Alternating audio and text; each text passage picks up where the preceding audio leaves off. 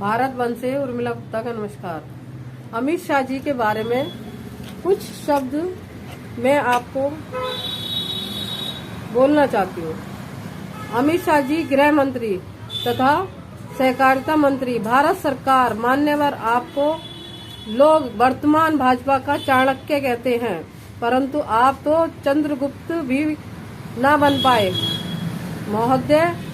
अपने लगभग देश के सहारे सर्कुलरों को SEBI, ED, income tax, CRC, RBI आदि को 2-3 घंटे के बैठक में ही ठीक कर दिया और फिर अवकाश प्राप्त जज के नेतृत्व में कमेटी बना दिया। आपने यहाँ तक ठीक किया, परंतु आगे बहुत बड़ी भूल कर दिए कि सहारा के लिए पोर्टल बना दिए। परिणाम यह हुआ कि पोर्टल बुरी तरह फेल हो गया। सहारा के निवेशक और कार्यकर्ता अपने को आपके ठगा हुआ सा मान रहे हैं और फिर लोकसभा के चुनाव में आपको 240 पर संतोष करना पड़ा। माननीय अध्ययन का विषय है कि विश्व के सार्वजनिक लोकप्रिय नेता को पूर्ण बहुमत प्राप्त नहीं हुआ, जबकि उम्मीद 330 से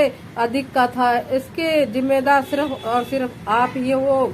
मान्यवर, आप जो अवकाश प्राप्त माननीय जज के नेतृत्व में जो पोर्टल बनाया, वही उसी नेतृत्व के सहारा को भुगतान जिम्मेदारी से दे देते और सिर्फ 2 काम अनिवार्य कर देते कि भुगतान चाहे कितना हो, चेक से ही होगा, किसी भी प्रकार का री इन्वेस्ट नहीं होगा। परिणाम यह होता कि सहारा के निवेशक और कार्यकर्ता सबका भुगतान हो जाता और आपकी पार्टी 400 से पार कर जाती। अभी समय है, भूल सुधार ले, भुगतान का कोई रास्ता, कोई विकल्प निकाले। तो अमित शाह जी, आपसे हाथ जोड़ के निवेदन है, मोदी जी आपसे हाथ जोड़ के निवेदन है कि अगर कोई भुगतान का रास्ता निकाल सकते हैं तो वो चेक के माध्यम से आप निकाल सकते हैं, क्योंकि भारत सरकार द्वारा ही आपने आधार कार्ड बनाया, पैन कार्ड बनाया है, उसको आप देखें कि वाकई में ही जेन्युइन पार्टी है। अगर जेन्युइन पार्टी है तो आप उसका अकाउंट में पैसे को ट्रांसफर कर सकते हैं, लेकिन आप करना ही नहीं चाहते।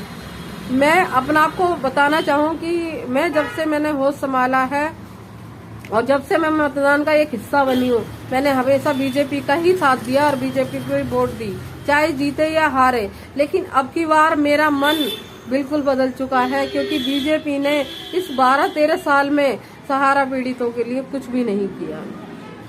और खासकर अमित शाह जी ने जब से ये पोर्टल लेके आए हैं, लोगों को ऐसा उलझा दिया है जैसे कि भंवर जाल में, जैसे कि अभिमन्यु एक जाल में फंस गए थे, वही इसी तरीके से अमित शाह जी ने इस पोर्टल को लाके हम जैसे पीड़ितों का और तकलीफ को बढ़ा दिया है। दर्द तो था, ऐसा नहीं है कि दर्द नहीं था, लेकिन दर्द नासूर बन गया है। ये एक जने का नहीं, 13 करोड़ निवेशकों की बात है और आप 13 करोड़ निवेशकों के लिए कुछ नहीं कर पाए।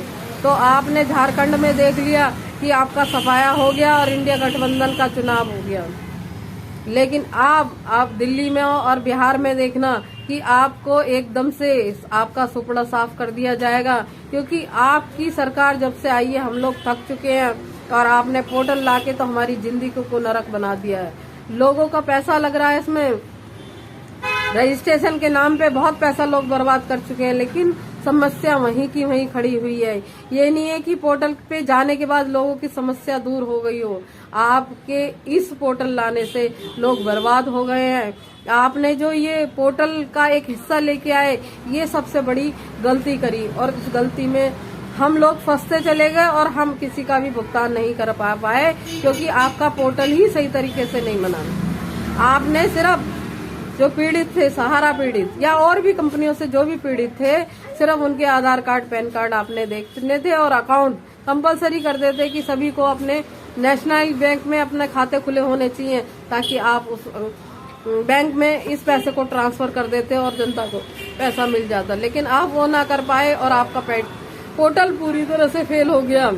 इसके लिए सिर्फ और सिर्फ मैं मोदी सरकार यानी अमित शाह जी को दोषी ठहराऊंगी, बीजेपी सरकार को दोषी ठहराऊंगी।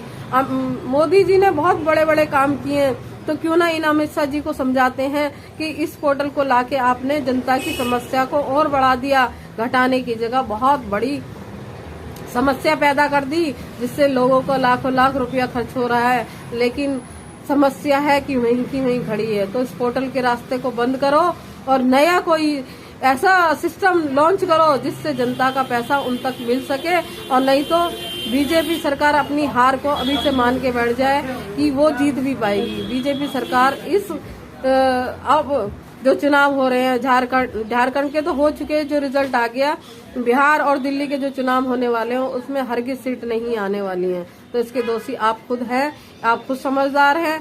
इस वीडियो को ज्यादा से ज्यादा शेयर करें, सब्सक्राइब करें, लाइक करें और लोगों तक इस वीडियो को पहुंचाएं ताकि लोग जागरूक हो सकें और अपनी मत का, अपनी वोट का सही से इस्तेमाल कर सकें। धन्यवाद।